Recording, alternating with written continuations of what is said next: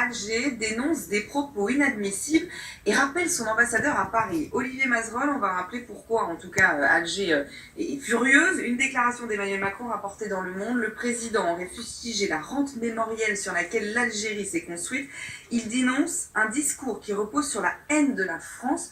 Ce sont des propos totalement inédits. Oui, parce que Emmanuel Macron dit tout haut ce que tout le monde pense tout bas depuis une bonne cinquantaine d'années et ne formule jamais. Donc Emmanuel Macron dit qu'en effet, le régime algérien impute toutes les difficultés qu'il rencontre à la France, la responsabilité de la France. C'est une réalité. Il préserve sa popularité de cette façon. En tout cas, il tente de le faire.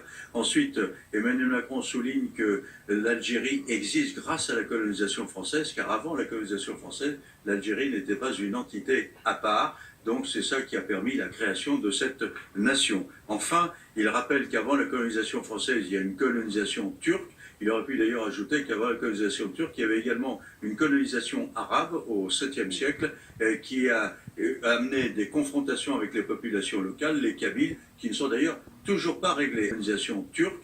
Il aurait pu d'ailleurs ajouter qu'avant la colonisation turque, il y avait également une colonisation arabe au 7e siècle qui a amené des confrontations avec les populations locales, les Kabyles, qui ne sont d'ailleurs toujours pas réglées. La colonisation turque. Il aurait pu d'ailleurs ajouter qu'avant la colonisation turque, il y avait également une colonisation arabe au 7e siècle qui a amené des confrontations avec les populations locales, les Kabyles, qui ne sont d'ailleurs toujours pas réglées. La colonisation turque. Il aurait pu d'ailleurs ajouter qu'avant la colonisation turque, il y avait également une colonisation arabe au 7e siècle qui a amené des confrontations avec les populations locales, les Kabyles, qui ne sont d'ailleurs toujours pas réglées. La colonisation turque. Il aurait pu d'ailleurs ajouter qu'avant la colonisation turque, il y avait également une colonisation arabe au 7e siècle qui a amené des confrontations avec les populations locales, les Kabyles, qui ne sont d'ailleurs toujours pas réglées. La colonisation turque. Il aurait pu d'ailleurs ajouter qu'avant la colonisation turque, il y avait également une colonisation arabe au 7e siècle qui a amené des confrontations avec les populations locales, les Kabyles, qui ne sont d'ailleurs toujours pas réglées. La colonisation turque. Il aurait pu d'ailleurs ajouter qu'avant la colonisation turque, il y avait également une colonisation arabe au 7e siècle qui a amené des confrontations avec les populations locales, les Kabyles, qui ne sont d'ailleurs toujours pas réglées. La colonisation turque.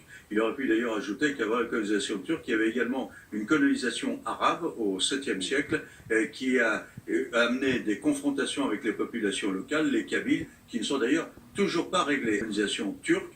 Il aurait pu d'ailleurs ajouter qu'avant la colonisation turque, il y avait également une colonisation arabe au 7e siècle qui a amené des confrontations avec les populations locales, les Kabyles, qui ne sont d'ailleurs toujours pas réglées. La colonisation turque. Il aurait pu d'ailleurs ajouter qu'avant la colonisation turque, il y avait également une colonisation arabe au 7e siècle qui a amené des confrontations avec les populations locales, les Kabyles, qui ne sont d'ailleurs toujours pas réglées. La colonisation turque. Il aurait pu d'ailleurs ajouter qu'avant la colonisation turque, il y avait également une colonisation arabe au 7e siècle qui a amené des confrontations avec les populations locales, les Kabyles, qui ne sont d'ailleurs toujours pas réglées.